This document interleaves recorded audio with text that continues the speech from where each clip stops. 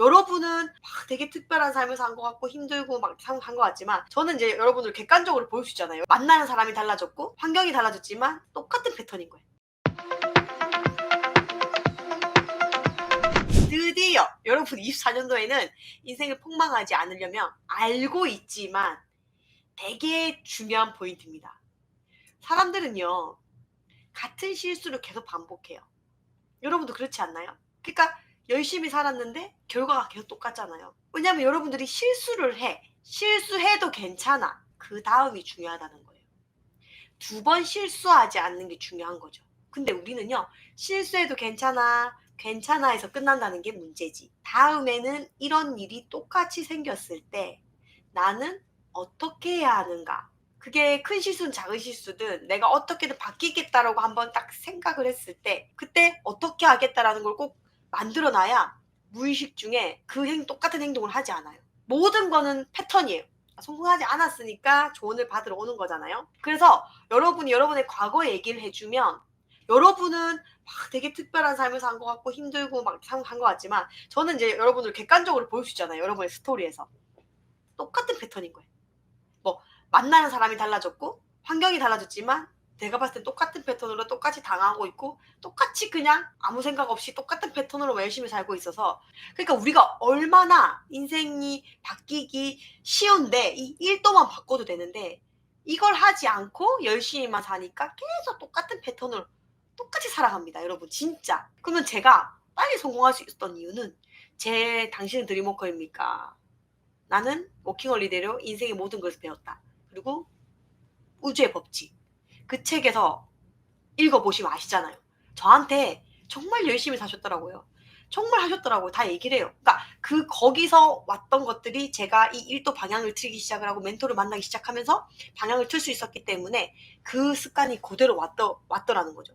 하지만 저는 지금도 성장을 멈추지 않죠. 왜? 여기에서 와보니까 그 다음 더 좋은 세상, 그 다음 더 좋은 세상들이 있는 거예요. 지금 열심히 살고 있기 때문에 더 열심히 살겠죠.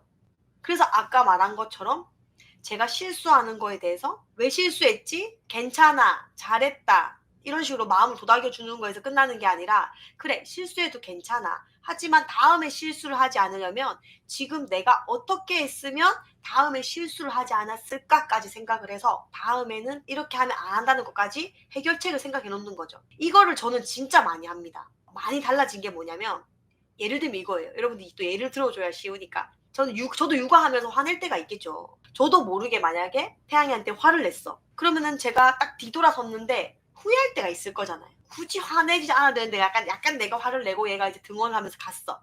근데 뭐 얘는 아무렇지 않을 수 있지만 내 스스로 감정이 굳이 화 안 내도 되는데 왜 화냈지? 그럼 보통은 다음부터 화내지 말아야지. 다음부터 그렇게 하면 안 되겠다 해서 끝나. 그러니까 똑같은 실수를 반복하고 성장이 안 일어나는 거예요. 왜 그랬을까 생각하고 다음번에는 그럼 내가 어떻게 하면 될까까지 생각해야 돼. 그럼 저는 어떻게 생각하냐면 내가 이때 태양이가 이런 말을 해서 내가 화를 냈는데 다음번에라면 이때 이렇게 화내지 말고 태양아 근데 너 근데 왜 그렇게 생각해? 너 왜 그렇게 했을까? 너도 이유가 있겠지? 엄마한테 설명 좀 해줄래? 라고 얘기했으면 좋았을 텐데. 해결책까지 딱 생각을 해요. 그러면 진짜 다음에 똑같은 일이 있잖아요. 그럼 확률적으로 딱 바로 접목을 시킬 수가 있는 거예요.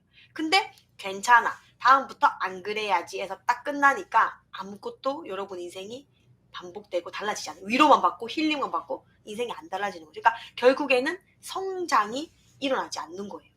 해결책이 생각 안 날 때가 있잖아. 만약에 제가 애한테 화를 냈는데 도저히 모르겠어. 해결책을. 이제 그럴 때는 저는 진짜 제 멘토한테 물어봐요. 당장 전화할 수 있는 멘토도 있고 당장 만날 수 있는 멘토도 있고 뭐 근데 보통 없죠. 멘토들 여러분들 쉽게 만나주진 않겠지. 그래서 마음속으로 생각해. 내 멘토라면 이 상황에 어떻게 했을까? 육아의 신은 오은영 박사님이라면서요. 그쵸? 그러면 내가 이 상황에 내가 오은영 박사다. 내가 오은영이다. 생각을 하는 거야. 내가 신이라 생각하고 내가 롤모델을 인정하면 나도 그런 모습을 충분히 가지고 있다는 뜻이거든요. 이게 진짜 심오한 건데 알아듣는 사람은 엄청난 꿀팁인데요. 오은영 박사님은 어떻게 했을까? 그럼 답이 나와. 답은 내가 다 알고 있거든요. 그 사람의 생각을 내가 빌려오는 겁니다. 상상까지 다 해버려요. 무의식을 빨리 무의식화 시켜야 되니까. 무의식을 내가 작동을 해야 되니까. 그래서 달라져요.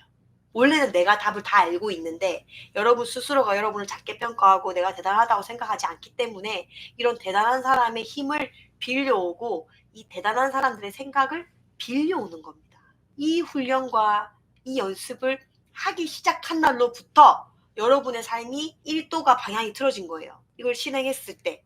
그 1도가 반복된 삶을 똑같이 여러분이 살아왔던 대로 열심히 살아가면 이제 어느 순간에 180도의 방향이 틀어져 있는 거죠.